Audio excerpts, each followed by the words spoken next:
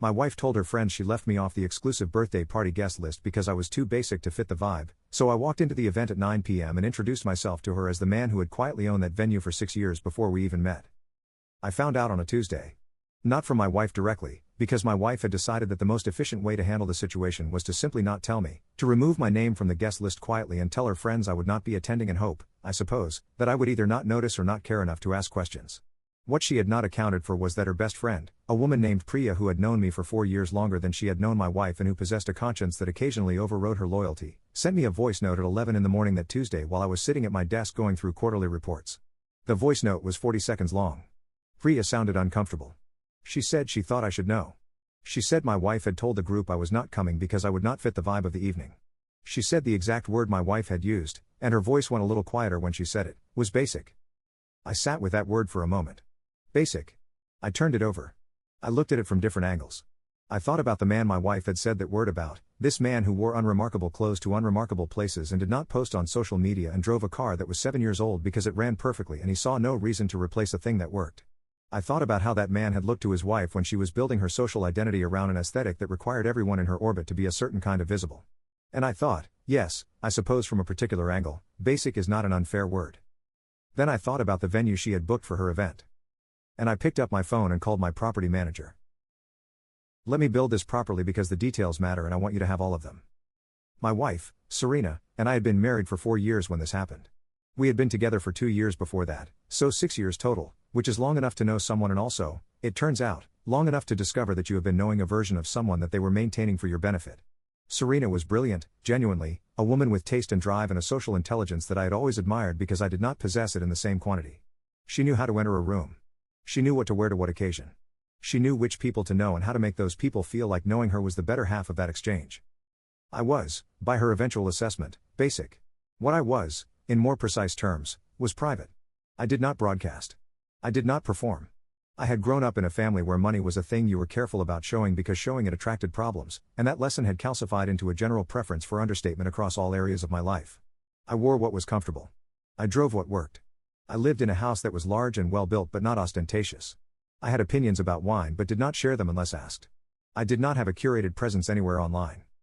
What I did have, quietly and without announcement, was a small portfolio of commercial properties in the city that I had been building for 11 years since I was 24 years old and had used an inheritance from my grandfather to buy my first building. I had bought wrong once, learned from it, and then bought right 8 consecutive times. The portfolio was managed by a company that handled everything operational so that my name appeared on as few public-facing documents as possible. This was deliberate. This was the family lesson about not showing. Serena knew I had investments. I had told her that much. She knew I owned property. She did not know the scale, because the scale had never come up in a way that required me to enumerate it, and I had not volunteered the enumeration because I am, as established, someone who does not broadcast. The venue she had booked for her event, a 40th birthday celebration for her closest friend, an evening she had been planning for 3 months and had described to anyone who would listen as exclusive and curated and absolutely the kind of evening that only certain people would understand, was a converted industrial space in the east part of the city. High ceilings. Original brickwork. A bar that had been installed by a designer whose name Serena had mentioned to me twice with the expectation that I would be impressed. I had bought that building 6 years ago. Before I met Serena. I had overseen the conversion myself, in the early stages, before handing it to the management company. I knew every square foot of it. My name was not on the website or the booking materials because my management company operated the venue under their own brand, which was, again, deliberate. I called my property manager and I asked him to pull up the booking. He confirmed it. Serena's name. 3 weeks out. Full venue hire. Deposit paid. I said, perfect. I need you to hold any decisions about that booking until you hear from me. He said, understood. I put the phone down and went back to my quarterly reports. I want to be honest with you about what I was feeling during this period, because I think it matters for understanding what I did and did not do with the information I was sitting on. I was hurt. I am not going to dress that up or minimize it because minimizing it would be dishonest, and I am trying to be honest in this account. My wife had looked at me, the man she had married, the man she shared a bed and a home and 4 years of a life with, and she had decided that he was not the right kind of person to be seen next to at a social event. She had not said, I need a night with just my friends, which would have been a completely reasonable thing to say and which I would have understood without question. She had not said, this is a specific kind of evening and I would feel more relaxed without partners there, which would also have been reasonable. She had said I was too basic to be seen. She had used that word to her friends as the explanation for my absence. She had made it aesthetic. She had made it about what I was. That lands differently than exclusion. Exclusion can be logistical. This was a verdict. And underneath the hurt was something quieter and more clarifying, which was the recognition that this was probably not the first verdict. This was probably a verdict that had existed for some time and had finally been spoken aloud to the wrong person in the group, the person with the conscience, the person who sent voice notes to people she thought deserved to know. If Priya had not sent that message, I would have spent that weekend thinking my wife was at a birthday party and my wife would have come home and told me it was lovely and we would have continued. The verdict would still have existed. I just would not have known about it. Knowing is better. Knowing is always better, even when knowing is painful, because you can only make real decisions based on real information. I had been making decisions based on a version of my marriage that had a gap in it I did not know was there. So yes, I was hurt. And I was also newly in possession of real information. And I had 3 weeks before the event. I did not call Serena immediately. I went home that evening and I behaved normally, because I am good at that, because I am a person who processes internally and does not perform as processing, which is, now that I think about it, probably part of what read is basic to a woman for whom the performance was the point. We had dinner. We talked about ordinary things. She mentioned the event in passing, something about the catering she had confirmed, and I listened and asked a question about it and she answered and neither of us said anything that was not surface level and completely routine. I watched her across the table and I thought about the word basic and I thought about 6 years and I thought about what I actually knew versus what I had assumed, and I made a decision about what I was going to do. I was not going to blow up the event. I was not going to call the venue and cancel the booking. I was not going to use the ownership of that building as a weapon in any direct way. Those options existed. I chose against them because they were the options of someone who wanted to cause damage, and I was not certain yet that I wanted to cause damage. I was certain that I wanted Serena to know something she did not currently know. What happened after she knew it was going to be up to her? What I decided to do was attend. Not as a guest, because I was not on the guest list. As the owner, because I did not need to be on a guest list to walk into a building I owned. The 3 weeks between finding out and the event were instructive in ways I had not anticipated. I paid closer attention than I usually did to Serena's conversations about the evening.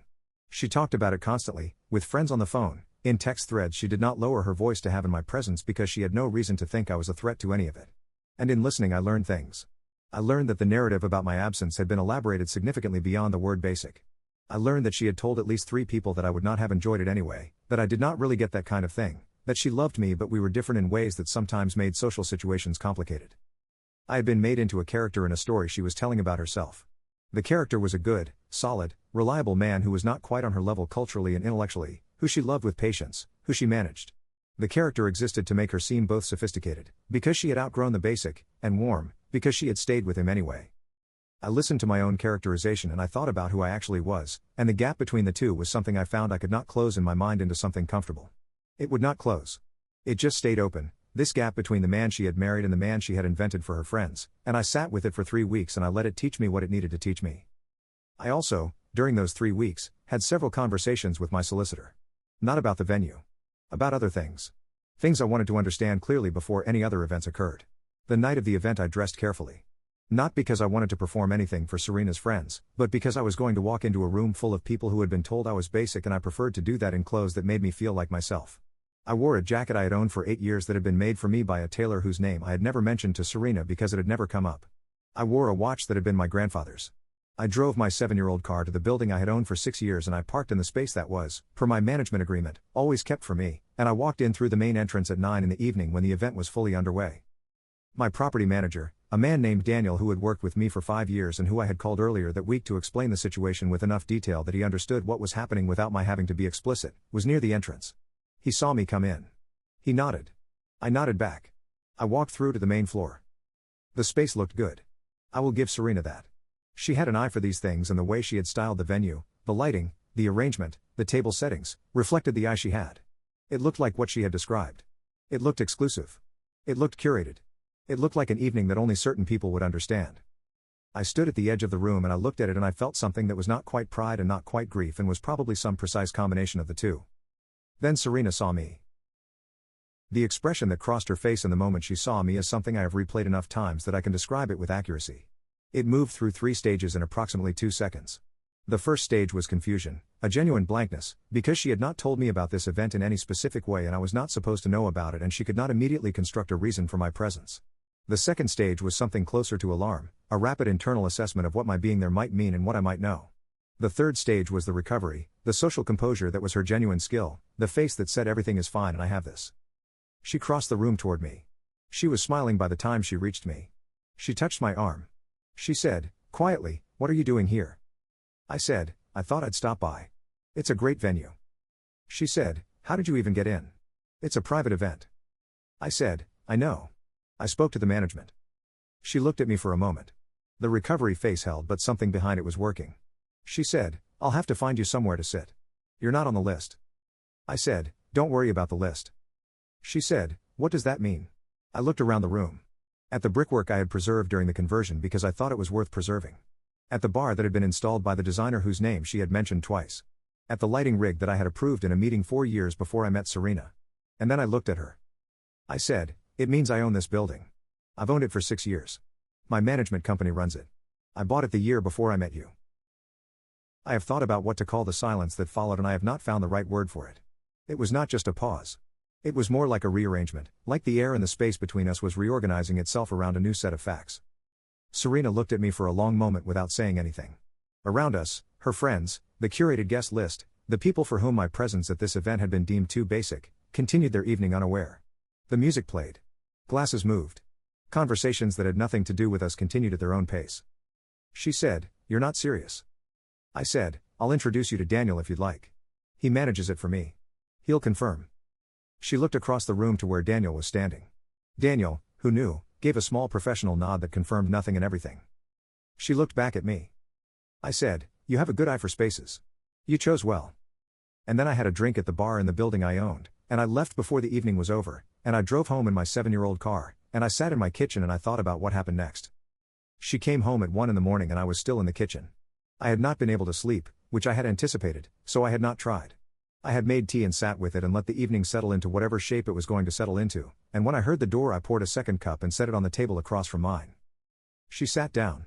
She wrapped her hands around the cup. She did not look at me immediately. When she did, the social composure was gone, which was, I realized, the first time I had seen it fully absent since I had found out about the voice note. She said, "How long have you known about the list?" I said, 3 weeks. She said, "And you didn't say anything?" I said, "Neither did you." She absorbed that. She said, "What you did tonight. Coming there. That was humiliating." I said, "I know." She said, "You did it on purpose." I said, "Yes." She looked at me then in a way I had not seen before, which was with the recognition that she did not fully know me. Not the way she had thought she did. The man she had characterized to her friends, the good solid basic man she managed with patient sophistication, was sitting across from her in the kitchen having attended her curated exclusive event as the owner of the venue, and that did not compute with the character she had built, and it was reorganizing things. She said, "How much do you own?" And I thought about 11 years of quiet work and deliberate understatement and a family lesson about not showing, and I thought about the word basic, and I told her. I am not going to tell you that what followed was clean or simple or that either of us came out of it without damage, because that is not what happened.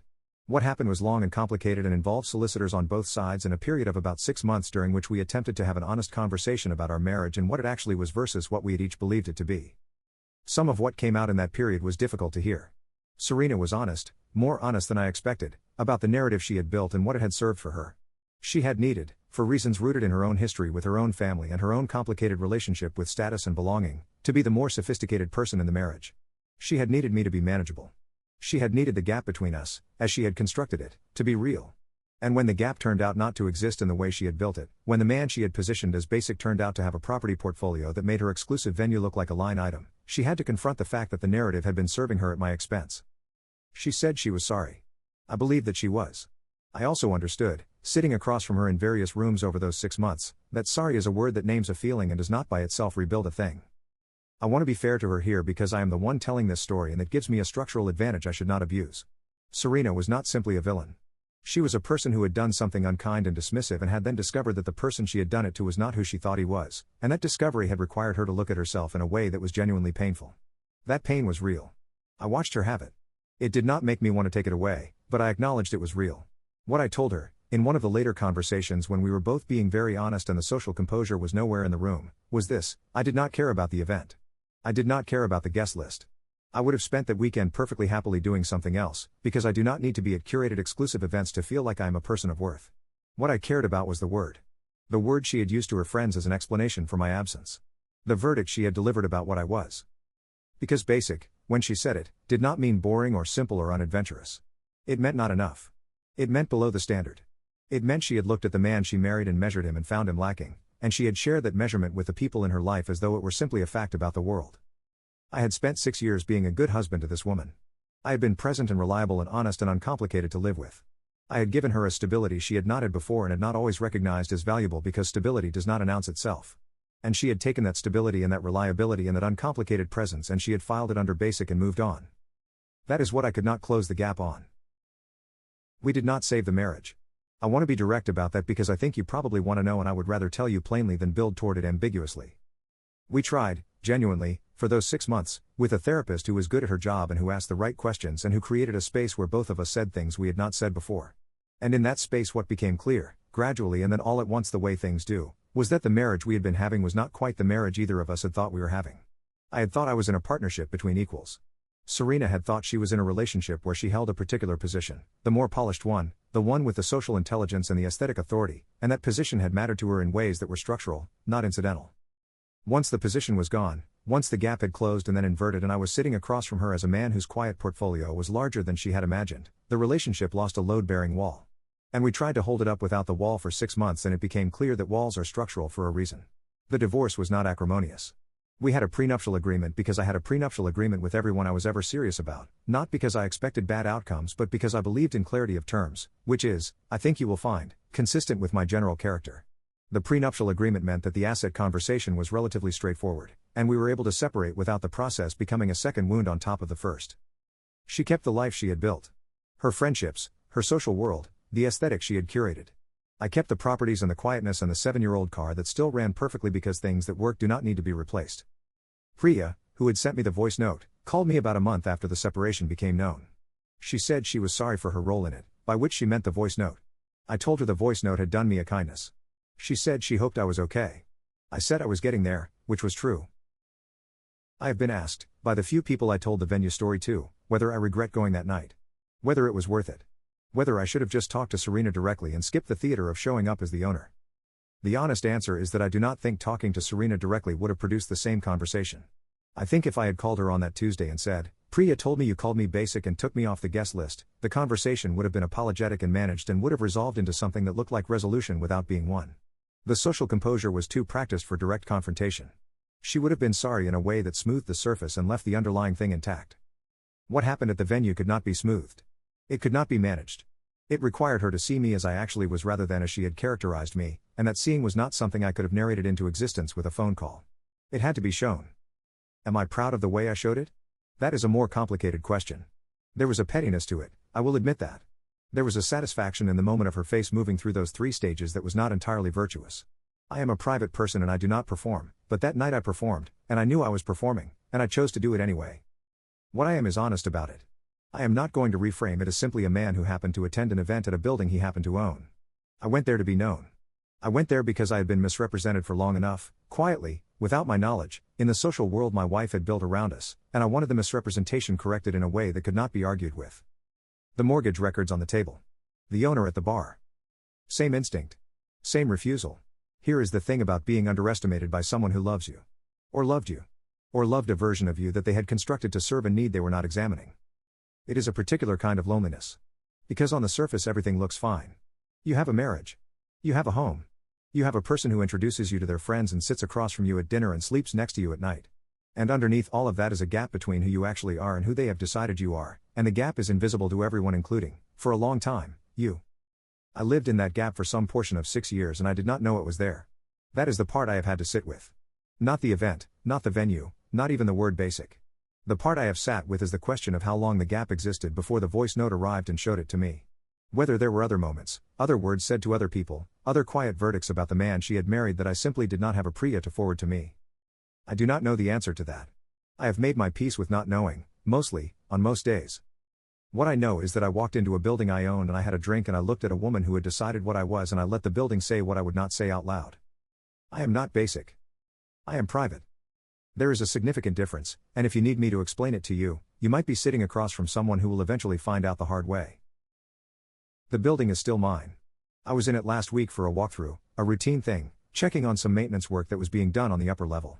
I walked through the main floor where Serena's event had been, with the original brickwork and the bar installed by the designer whose name I can never remember anymore, and I thought about that night and I felt something that was not quite sadness and not quite satisfaction. More like clarity. The kind of clarity you earn by letting the truth be visible instead of keeping it quiet out of habit. My grandfather taught me not to show. That lesson protected me for a long time and I do not regret learning it. But I have added something to it now, in the years since that evening, which is this: there is a difference between choosing not to show and being hidden by someone else's story about you. The first is a preference. The second is a trap. I drove home in my 7-year-old car. It still runs perfectly.